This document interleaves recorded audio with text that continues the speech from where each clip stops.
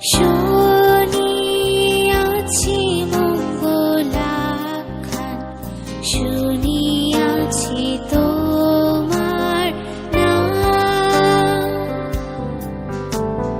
তুমি কত দুঃখ পাইয়া করিয়াছ পরিত্রাণ। প্রভু যীশু খ্রিস্টের সুমধুর নামে আন্তরিক অভিবাদন। মতলিখিত সুসমাচার 7 অধ্যায় 19 পদে প্রভু যীশু খ্রিস্ট বললেন, যে কোনো গাছে ভালো ফল ধরে না, তাহা কাটিয়া আগুনে ফেলিয়া দেওয়া যায়। দুটি ফলদায়ক বৃক্ষের একটিকে উত্তম ভূমিতে, যেখানে পর্যাপ্ত পরিমাণে জল আছে, ও অপরটিকে অনুর্বর ভূমিতে, যেখানে জল নাই, মাটি শুষ্ক, রোপণ করা হলে একটিতে ভালো ফল হবে ও অপরটিতে ভালো ফল হবে না।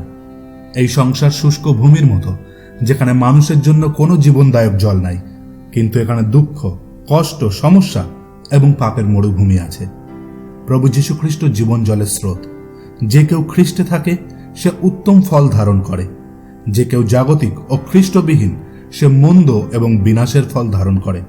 ঈশ্বর আপনাকে আশীর্বাদ করুন এই বাক্যকে বুঝতে ও গ্রহণ করতে। ধন্যবাদ।